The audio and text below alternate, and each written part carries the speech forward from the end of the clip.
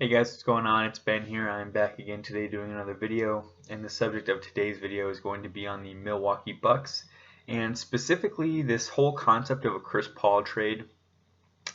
I think that while there are some positives to acquiring Chris Paul, I think generally speaking, the Milwaukee Bucks should not try to trade for Chris Paul this offseason, and in this video I'm going to lay out basically why that is.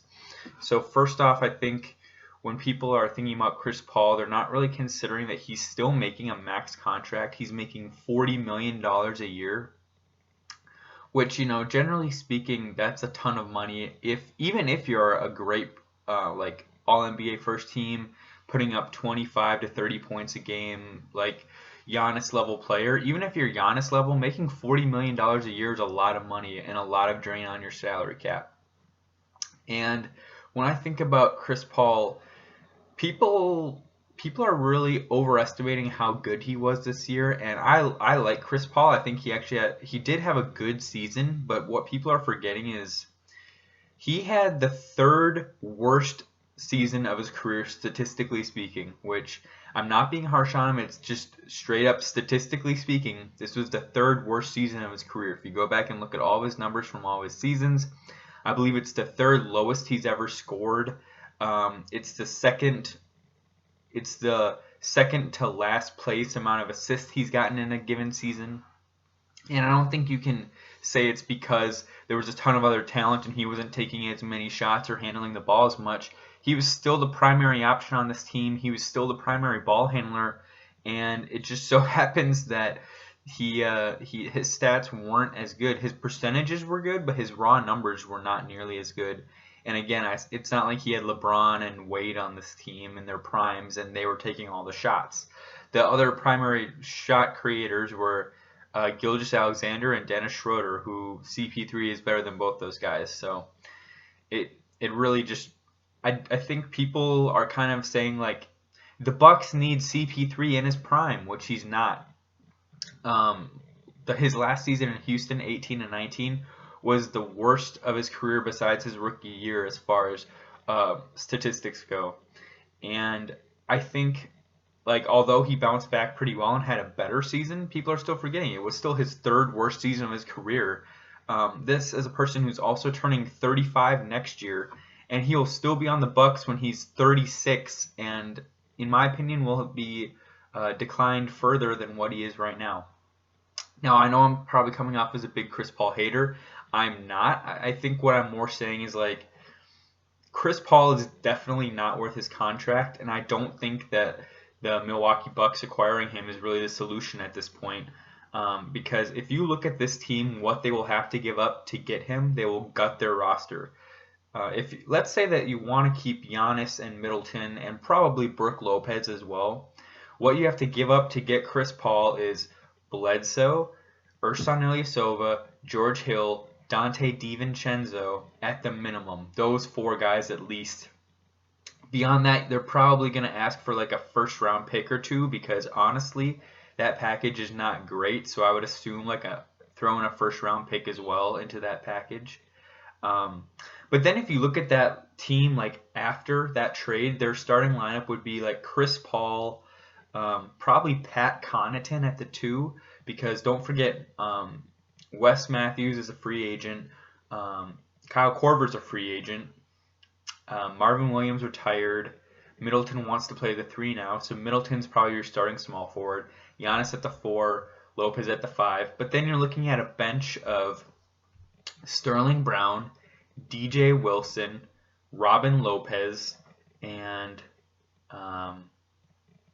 Giannis's little brother Thanos.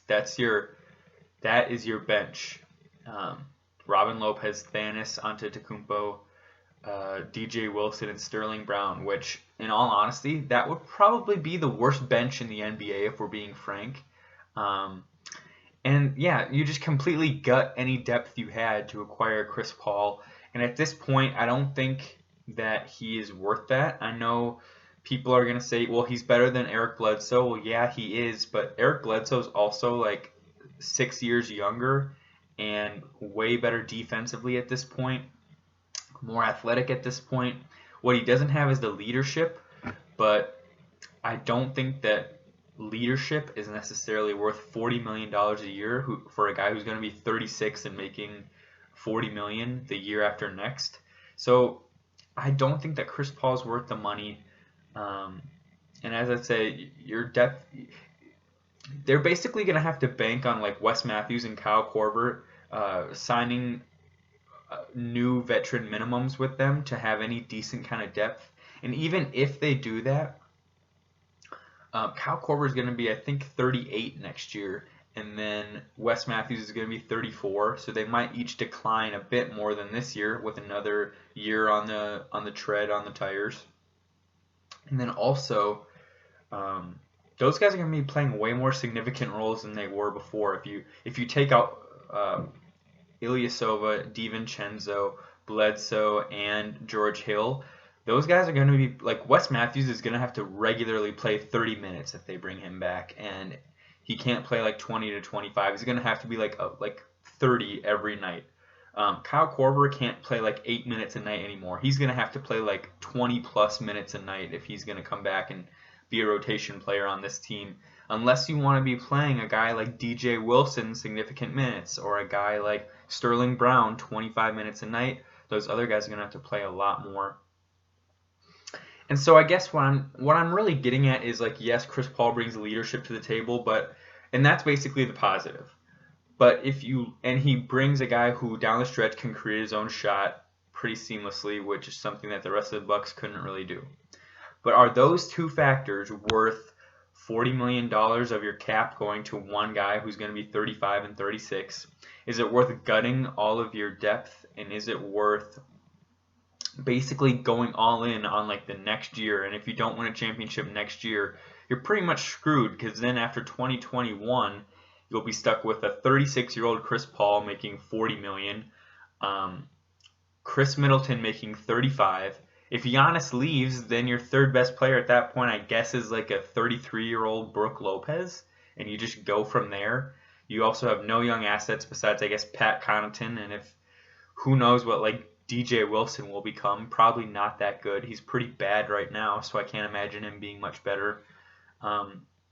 Honestly, this is coming off as a negative video, but it's not meant to be. It's just, I don't think that the solution is basically trading half of your playable guys for Chris Paul. I don't think that that's the solution. I think if Chris Paul were bought out by OKC, I would say sign him in a heartbeat. He would be so worth it. Like, I think that he can kind of be the Gary Payton was to the 06 Heat what I think that this Chris Paul could be to this Milwaukee team. But again, he's not going to be bought out, and he's going to cost $40 million annually if you want him, so I don't think he's worth it.